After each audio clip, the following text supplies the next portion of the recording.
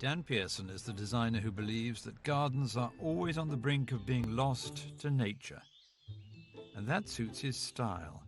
He says it should be difficult to see where a garden stops and woodland begins. We're in this very amazing position to be able to make a difference in terms of landscapes actually working better. The blending and the blurring and the desire to help people understand the more natural side of a landscape is something that has incredible value, becomes more and more important to the work. In the Lake District, on the border between England and Scotland, nature had already started to reclaim Lowther Castle, abandoned in the 1950s, a romantic ruin by the time Dan Pearson was commissioned to create a garden unlike any other in Britain. That feeling of discovery was wonderful, and I said, we're never going to be able to restore this garden to what it was before. Why don't we do something that's much more about the discovery of a forgotten garden?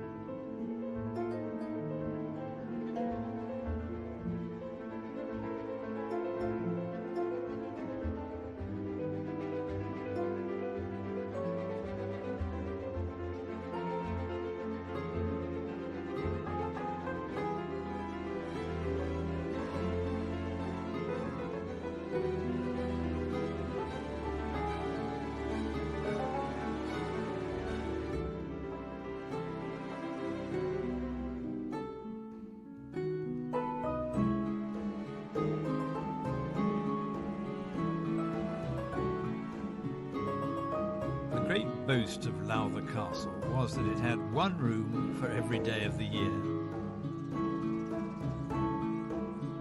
Home of the Lowthers, who can trace their line back to the Vikings, what you see was built by William Lowther, the first Earl of Lonsdale, between 1806 and 1812. William Wordsworth came here, as did Lady Langtry. Turner painted it, the Kaiser stayed, and successive earls and countesses of Lowther lived and entertained in the grand manner. This is what remains today, a picturesque ruin whose decay was hastened by its requisition by the army during the Second World War and the inability of the family to find a buyer for it afterwards. The furniture went in 1947, sold in situ, and in 1957 James Lowther removed the roof and many of the walls. It was the fate of scores of country houses across the land. And is this remnant of the Romantic movement which James Lowther's son, Jim Lowther, he calls himself, has taken on? All of that whole great movement of romance and the picturesque is what informed the design of this house and what informed the early period of gardens in the early 19th century when it was first built. Then the Yellow Earl, who became Earl towards about 1880, he took it in a different direction, ultimately using Thomas Mawson, the arts and crafts designer, with a series of gardens executed in the early 20th century, which were much more fussy. But, you know, always nature is kind of wanting to reclaim the place back. If the house had been abandoned in 1957, the gardens had been let go as early as 1935, too expensive to keep up. For years, they were used as a chicken farm. Lowther was an extraordinary project to be asked to work on because we were asked in before anything had really happened on the ground. So this site was very different from what it is today. It felt deeply melancholy and neglected and heavy, and the ruined castle, or the ruinized castle, effectively the damage that his dad had done with unpicking the previous generation's opulence in a way was very, very tangible and visible. So the Sitka spruce planted over the whole 140-acre garden, the battery chicken farms on the lawn, the castle roof taken off, the perilousness of the castle itself, but it still felt extraordinary and rather wonderful. When you hear the castle and its grounds described like that, it makes what Jim Lowther has done over the past 10 years all the more remarkable. Dan and I probably spend as much time outside the site looking at it from outside, looking inwards, as we did actually within it. And I do remember he said two things. One is the strong geology of the site, because we sit on a bed of limestone here, and the bones of the landscape are really sort of evident because it pokes through. We've got limestone pavements and escarpments and so on. And he felt that it had very strong bones. And then the second thing he said is he thought the ruin behind us of the castle had a very good, strong relationship to the sky, and it spoke very well to the sky. It probably works better as a ruin than it ever did as a house. So we hit it off straight away.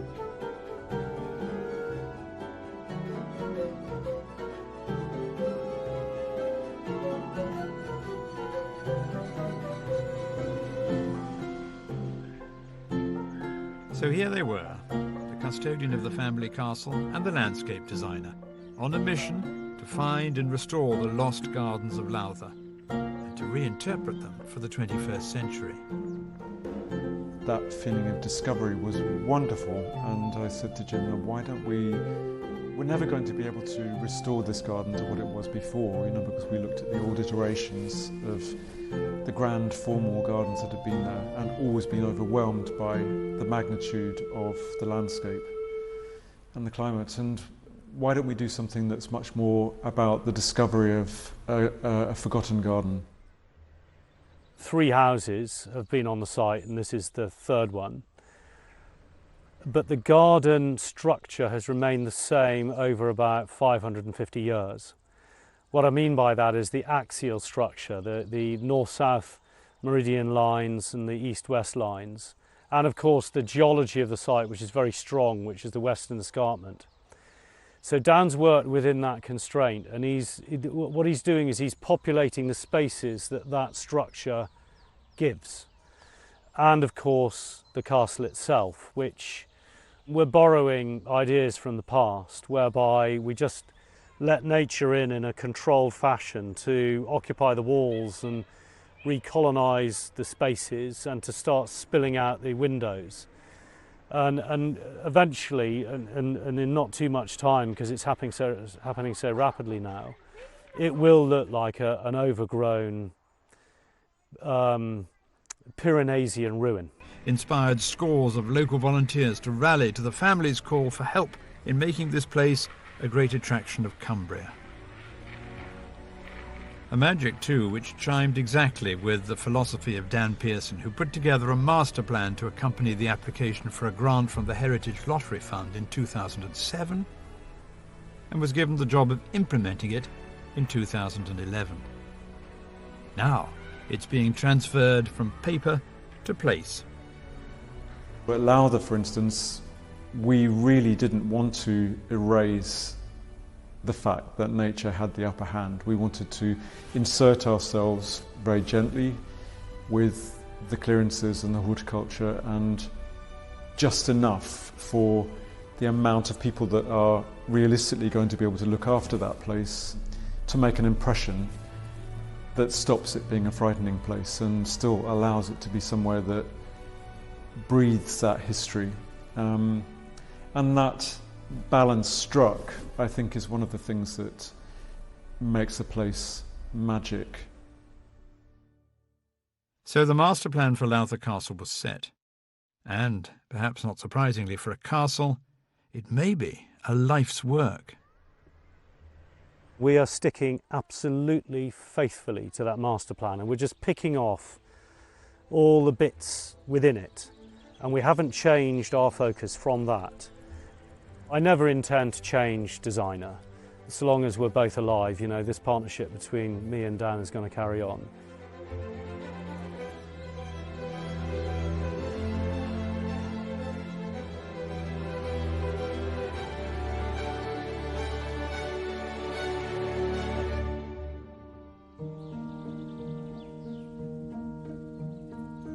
There is a cast of characters in Dan Pearson's life which helps us to understand his work.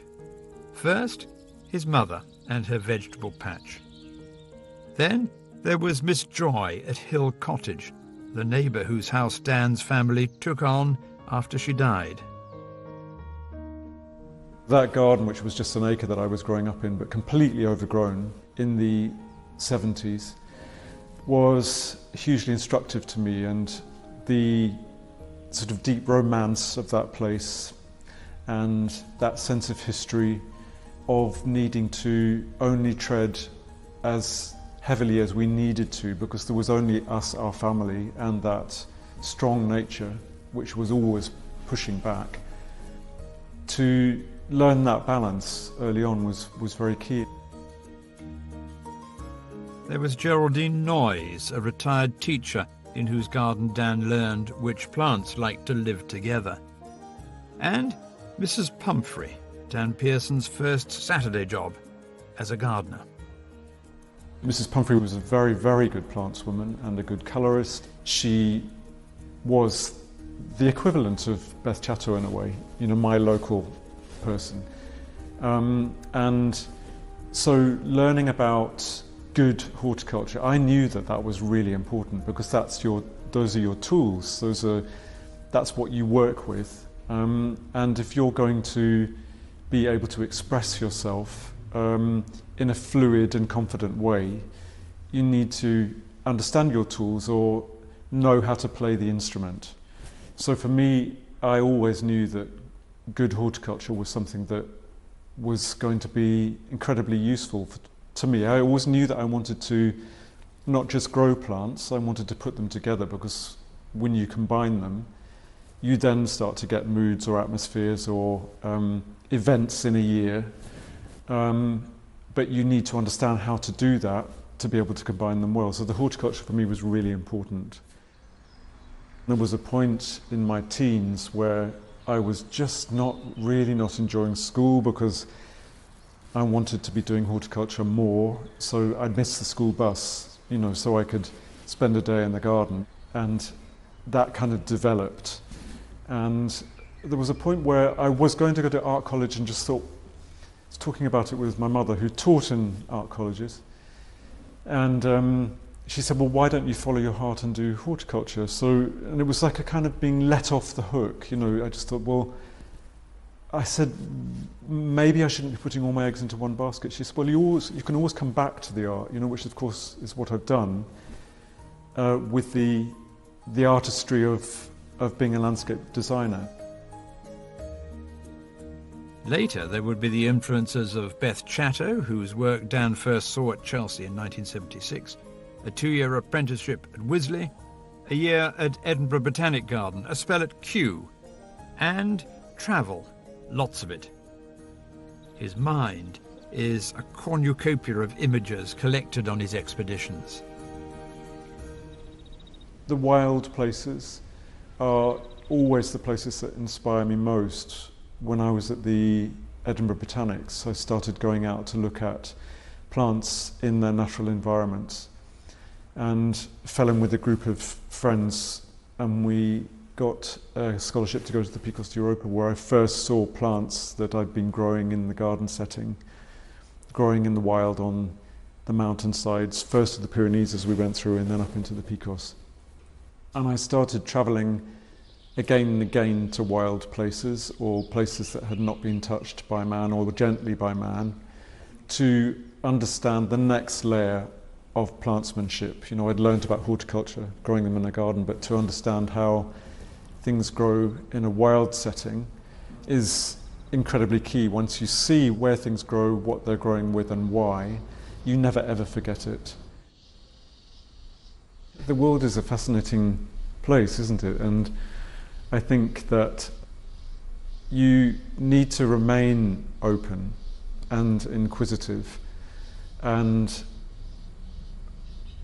fluid as a result of that openness, to be able to channel the best out of a site, out of a place, out of a conversation, out of bringing all those things together. Some of those things might be totally practical, some of those things might be an idea that might simply kick off the end result. You know, it might never be visible, the original idea. But I think to be open to that conversation going this way or that way, and the process being something that remains open as well, I think that that is very, very key. What we're in when we're making landscape and gardens is we are in process. They are never finished. We finish stages and then they're allowed to evolve, but the best places are never static. They're constantly moving, and I think to be open, to allow yourself to be part of that process, allows a lot more to come to the fore in terms of being able to pin down the best from each place. And yet, like many garden designers, Dan Pearson admits to being charmed by the arts and crafts period, the formality of the architecture of Lutyens, Voysey and others, the gardens of Gertrude Jekyll, Vita Sackville West. He's just finished recreating part of the garden at Sissinghurst in Kent, which Vita and her husband Harold Nicholson made over 30 years. A part dedicated to plants of the Mediterranean, which they'd seen on a visit to the Greek island of Delos.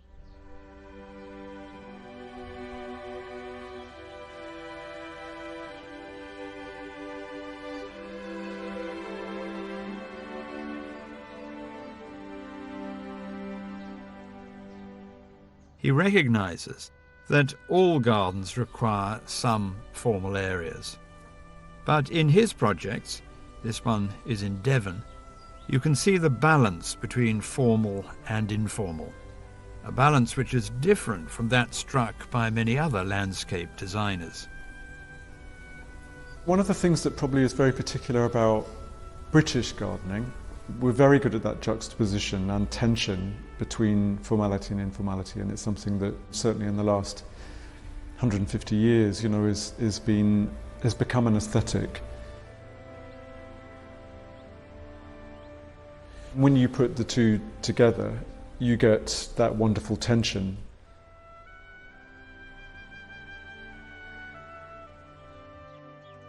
A wild place, by simply mowing a path into it, there's a formality even in just doing that.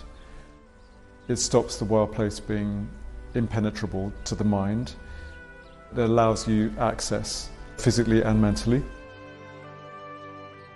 It's a tool, it's a really interesting tool, that formality and informality juxtaposition, and it's something that I'm interested in playing with, because if you weight it, the informality of my gardens is the greater part always.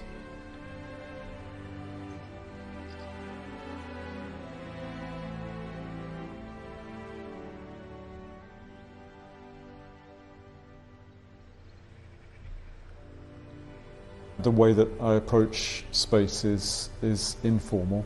It's not just the aesthetic, it's an approach to it. It's a natural, fluid way into a place. It's about how you access it in an informal way, and it's not necessarily obviously prescribed. And then the smaller part of it is the formality, but it's always there.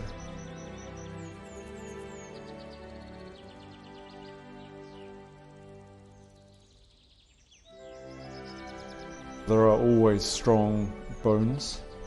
There's always clarity in the bone structure that allows you an intuitive understanding of how you're supposed to negotiate a place, or how something is framed and revealed.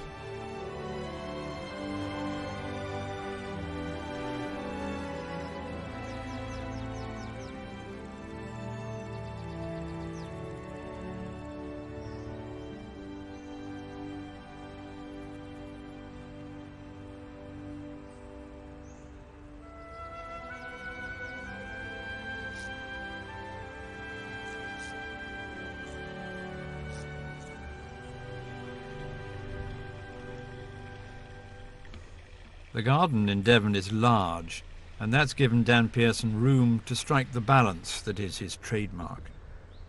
But at King's Cross Station in London, there wasn't that luxury. Yet, in a confined space, he was determined to bring people as close to nature as possible. And what he achieved was to prove its worth as parks, not only in London but up and down the country, assumed a new importance in people's lives.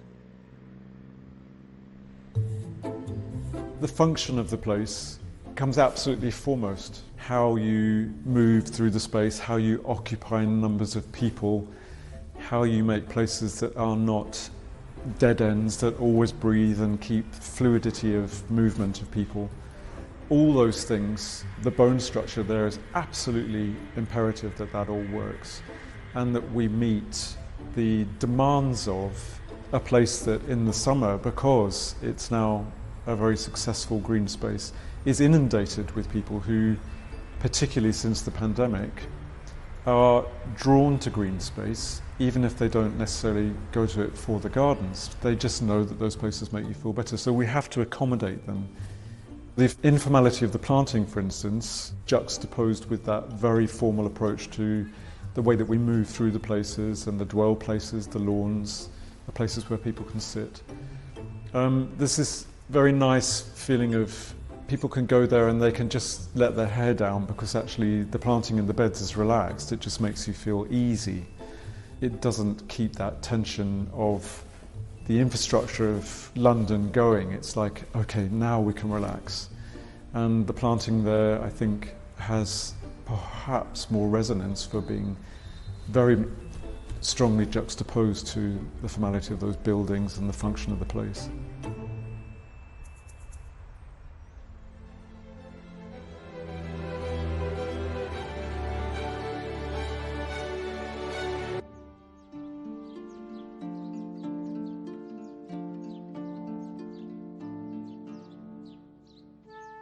It may be difficult to find a British garden designer who hasn't been influenced by the gardens of Italy. Few, though, have been given the opportunity to create one in Italy itself, on a grand scale. This is Torrecchia Vecchia near Rome, once part of the estate of a great Roman family, then various popes, including the Borgias, and from 1991, Prince Carlo Caracciolo di Castagneto, who bought it sight unseen, and commissioned Dan Pearson to create an English garden for him and his wife, Violante Visconti.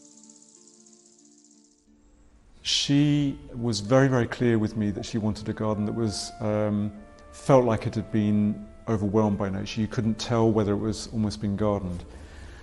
And she took me to Ninfa to say, look, this is the kind of mood that I'm looking for. It was just 5 kilometres away, and it was also, of course, a ruined town that had been overlaid by a garden which then occupied the ruins in the way that the people once did. But with a garden, of course, it had grown into the ruins and overlaid them with this incredible patina.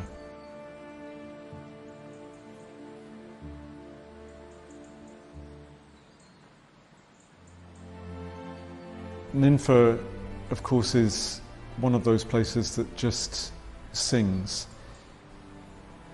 It has a magic that is very hard to pin down. I was allowed to wander around the garden at twilight on my own with fireflies that were gliding over that river that slips through underneath the Roman bridge in May when the roses were at their most prolific and cascading.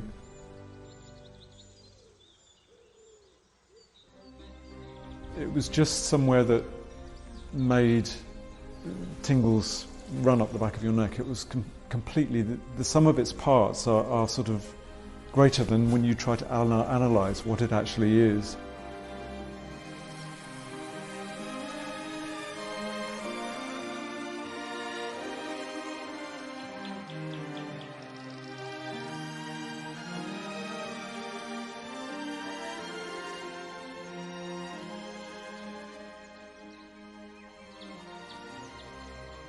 Dan Pearson immediately made a connection between the project at Torrecchia Vecchia and his childhood home of Hill Cottage. After all, wasn't this just another overgrown house and garden at which nature had got the upper hand and had to be tamed? In one sense, yes. But in another, no. Scale. There was a point in my probably early 30s where I stopped being afraid of scale, and I just felt really comfortable working at whatever scale I needed to work at.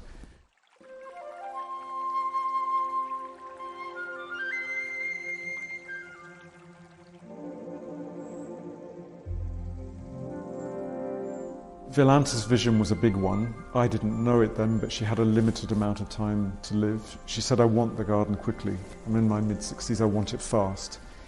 So we were able to work in a very kind of immediate way, and we brought in big trees and new cork oaks and just worked on it in a very kind of immediate and responsive way. One of the things that I've always felt is important is that you should follow your intuition, and the work always comes out of good intuition, I think. And then you analyse your intuition and make it work to provide you with the structure and the function, but it often comes out of those first impressions.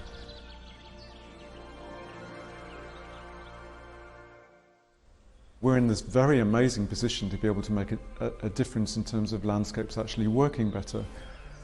So the blending and the blurring and the desire to help people understand that the more natural side of a landscape is something that has incredible value becomes more and more important to the work.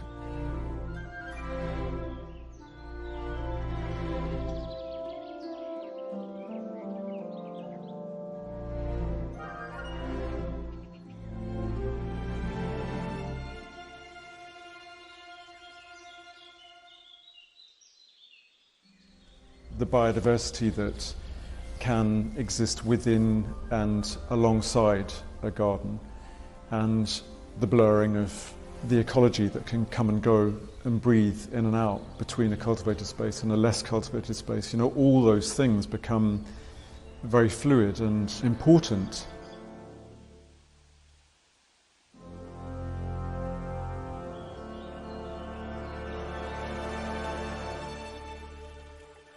It may be that Dan Pearson's work at Torrecchia Vecchia is the closest he's come to creating a spiritual place.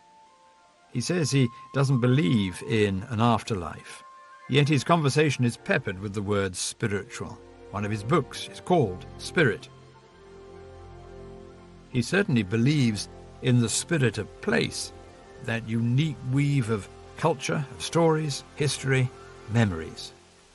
When you can take people somewhere in a garden through immersing them in an environment wholeheartedly and properly and quietly, because my work is quiet, you can unleash a whole different thought process. You can make people feel grounded because they're connected in a sensory way, which is often subliminal. And when people touch down, they can make a leap that allows them to think more wholeheartedly about where they are, what matters.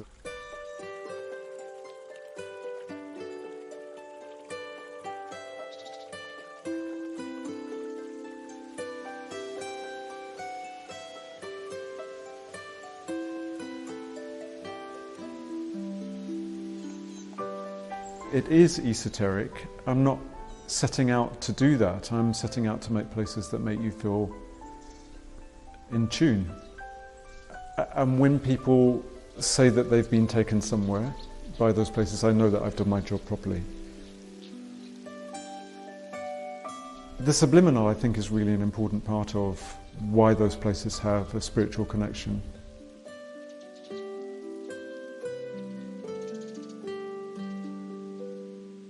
It's this approach to landscape, in the case of Torrecchia Vecchia, a landscape unchanged for hundreds of years, that makes Dan Pearson an artist, though he's worried that the British don't see his profession in that light.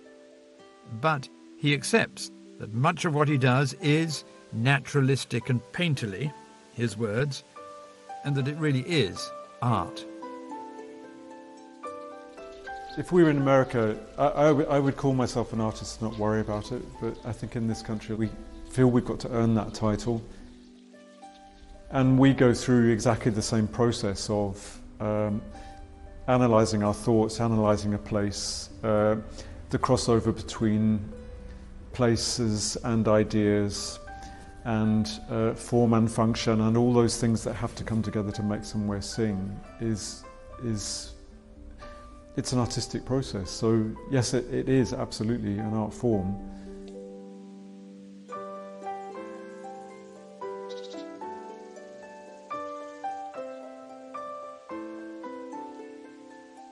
That intuitive understanding of land and the toolbox that we have to make things work is deeply practical, but there's also a cerebral level to it as well, which means that it then becomes an art form.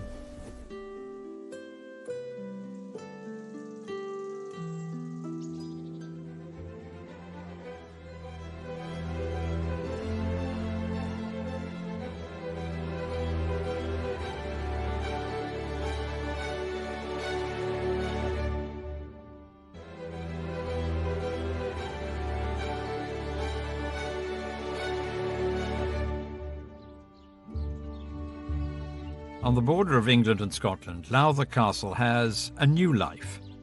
It will never again be the great house where royalty stayed and the Lowthers lived in style. But nor will it be the forlorn wreck with a chicken farm on its lawns. It is instead a place for everyone.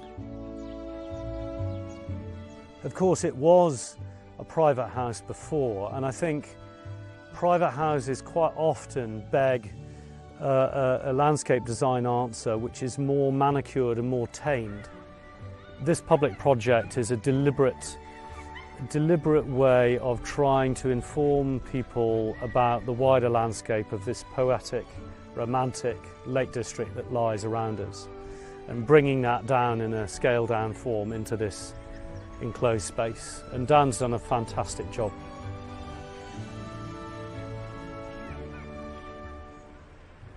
Now, thousands visit every year. Dan Pearson keeps coming back. A rose garden he designed was opened in 2021. And every time he does, he's reminded of the hours he and Jim Lowther spent poring over the archives in search of inspiration.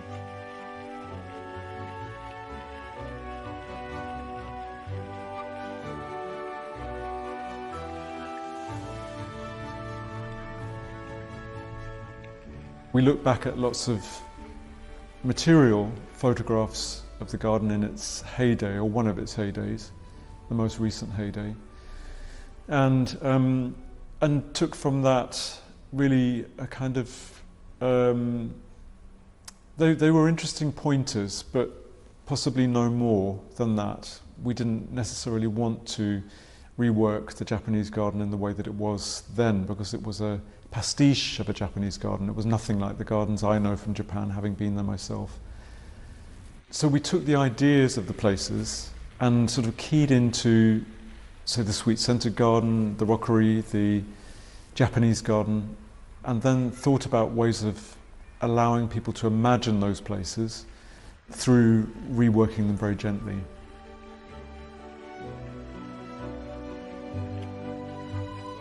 In its heyday, Lowther Castle could afford a large staff, including gardeners. It was, of course, fashionable to have formal gardens, if nothing else to welcome guests who expected to see them. So, how did Dan Pearson reconcile that manicuring with his preference for naturalistic gardens? I think I've always been very interested in that juxtaposition, really, between the desire to tend and to manage, and that horticultural desire, balanced with finding the right balance that if you do it just enough and let nature have just as much of a say as it needs to, you get this wonderful synergy happening, and the sense of place in that old garden, as a result of us not wading in and removing that patina and time and age and history, was very magical. So I learnt many things from that garden: the balance, the importance of sense of place, and sense of place is absolutely pivotal to every piece of work that I do. So what I try and do at the beginning of a project is to absorb what's happening with the feeling of a place, and then analyse why a place makes you feel that way, and then I will find ways of tuning it up. And that really is very much part of the design process, so that you can help people to be part of it, reveal it more. We should not forget Ninfa. Dan Pearson always knew about it, of course. Jim Lowther came to it afresh. But both agreed that what had been done in Italy would guide them in their work at Lowther Castle. I get a real kick out of hearing the public being here, hearing the shouts of children, watching people play football on these big expansive lawns that we've created. In fact, when I said to Dan I wanted him to turn our courtyard into a piazza, and he did, and we had an awful lot of fun doing it. One day I had my window open in my office, which looks down into this space, and I heard some Italian voices, and lo and behold, I looked down, and sitting around the table with some Italians drinking beers, and I thought, we really have arrived, you know. Dan Pearson's work at Lowther has been inspirational, not just to those who visit, but also to Jim Lowther himself. Suddenly, he saw that his family's castle could be part of a bigger idea. The garden itself has been a catalyst for Jim now to do this huge rewilding project of the surrounding parkland, you know, which is going to become an enormous hub of biodiversity, which is already just exploding what's happening there. His role, his tenure as the custodian for that land, is going to be a really, really important one for the future. And if all those estates and even small gardens start to join up across the country, we're beginning to make a real difference.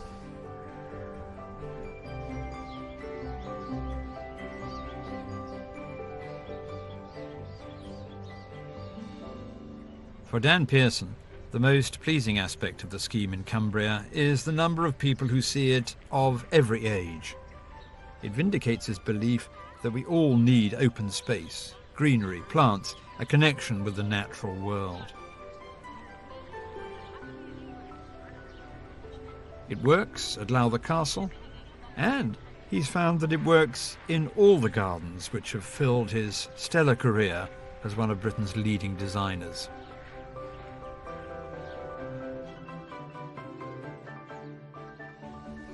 I went to see a client last night. We had dinner, and she was just saying how differently her kids use the garden from their parents, for instance, who are in their 80s. How it's a different place for each of them. It means something different. You know, what we've created there is a place that enables people to touch down in lots of different ways. Yeah, it's very rewarding. In the end, Dan Pearson has never forgotten the help of his mother and father, of Mrs. Pumphrey, who gave him his Saturday job, and of Geraldine Noyes, the retired teacher who brought back exotic plants from trips overseas in her Morris Minor and encouraged him to enter the village garden show. It was a childhood which ensured that the garden would be central to his life. Gardens they will never cease to be fascinating places for me. They really do feel every bit as moving as being taken somewhere by a painting or a piece of music or a sculpture. Being moved literally and taken somewhere else is really the ultimate aim.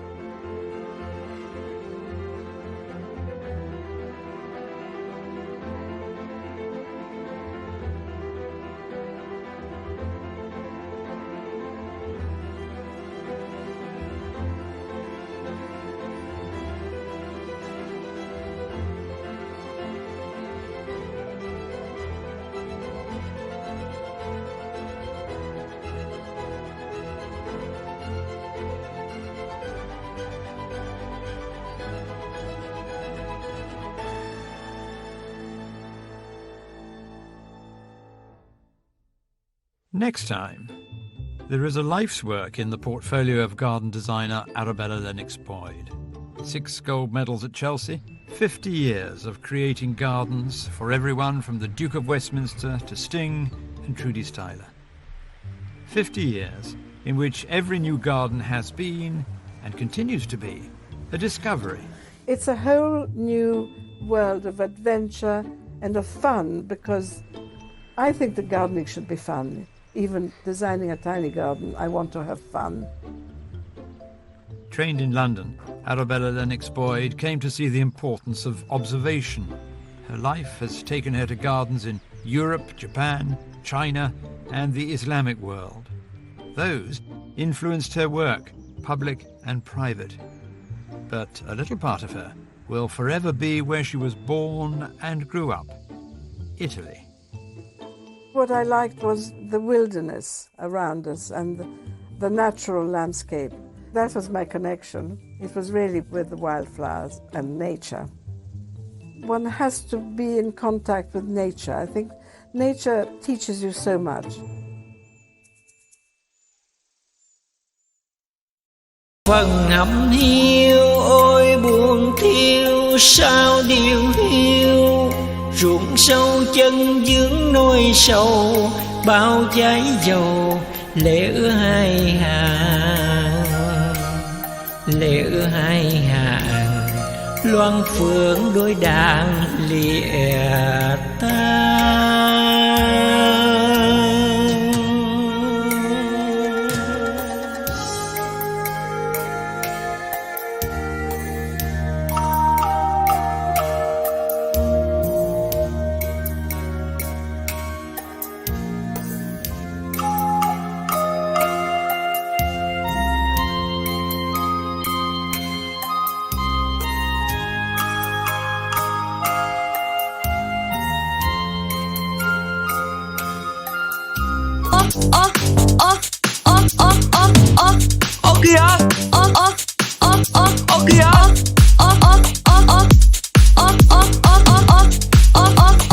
Cái gì đây?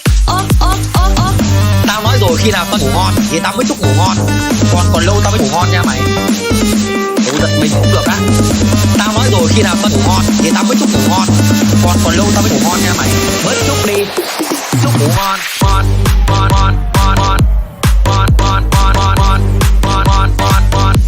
Ngon ngon ngon ngon ngon. Ngon ngon ngon ngon. Ngon ngon ngon ngon ngon. Ngon ngon ngon ngon. Ngon ngon ngon ngon. Chúc ngủ ngon. Ngon ngon ngon. Chúc ngủ ngon. Chúc chúc chúc. Chúc ngủ ngon. Ngon ngon ngon. Chúc ngủ ngon. Chúc chúc.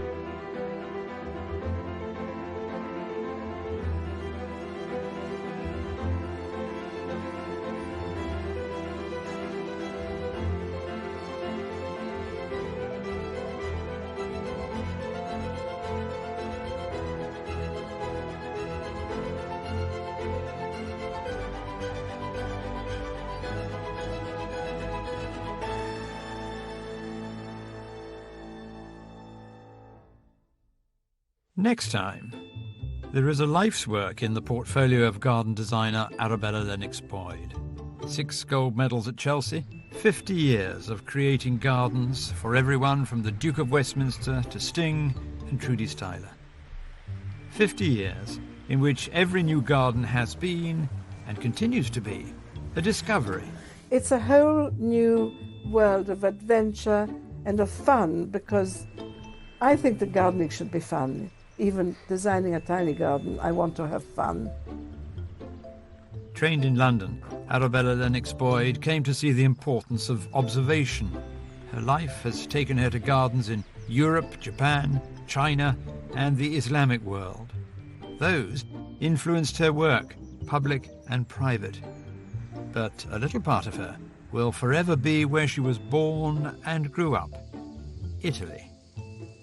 What I liked was the wilderness around us and the natural landscape. That was my connection. It was really with the wildflowers and nature. One has to be in contact with nature. I think nature teaches you so much.